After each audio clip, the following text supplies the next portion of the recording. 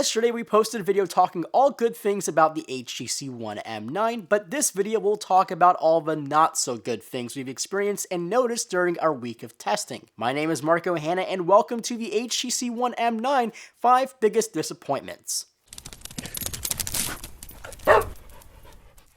Number 1 must be the biggest disappointment of them all. Sadly, the 20-megapixel sensor from Sony was not enough for HTC's weird software. The camera, while a major improvement from the HTC One M8's camera, is still rather not good. First of all the shots you take outside in perfect sun-filled days will look decent. Details there when you're looking from afar, but when you zoom in, you'll see a lot of weird imperfections in the photo. Now take it inside in any type of low-light situation and you'll see some horrible things. 4K video is not as good as any OEM right now. I would say OnePlus One, the LG G3, the S5, S6, and Note 4 all have one or more legs up on the HTC One M9 right now. And this is a hugely sad thing because we know how good of a sensor Sony makes, and this is really in fault of software from HTC. And it can be fixed, so please, HTC, do us a favor and fix the freaking camera. Number 2 is the battery life. Now the HTC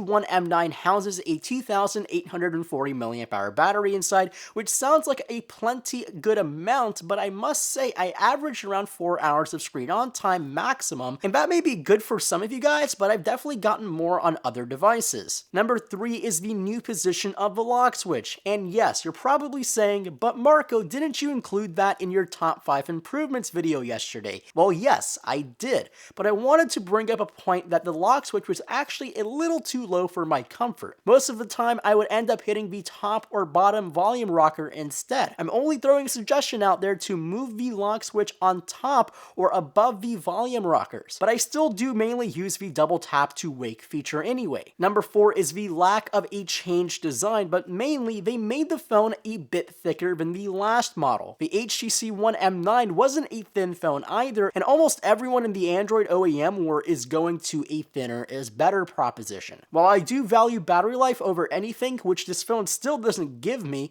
it wouldn't hurt to make the phone thinner. Number 5 is the one I'm most afraid to share. You've probably heard the rumors of the HTC One M9 getting warm while being tested. You probably know that the S6 and S6 Edge are not using these Snapdragon chips. Well, I'm afraid to say that during my days of using this phone, it does get a tad bit warm. And when I say that, I mean more warm than a typical smartphone. The thing is, this is an aluminum unibody construction device, and aluminum is a very good radiator of heat, both from your hands and also the internals. So basically it acts like a heat sink, taking heat or drawing heat from your hand, plus drawing heat from the processor and the GPU and also the screen and battery. So naturally, it does get warm, but during intensive things like watching 1080p video, it does get pretty damn warm. Not to the point where you're saying it's really hot, but it's definitely more warm than your typical norm. And I've confirmed this with a few fellow reviewers, so it's not really an isolated thing where I say I have a defective model, my unit works perfectly fine. And the reason why I put this in the last spot is most serious buyers will want to watch the entirety of this video, and I honestly don't want to deter you away from your purchase. Now if you tune into our full review in a day or two, you'll see how much I really do like this phone, but it definitely has its quirks and problems,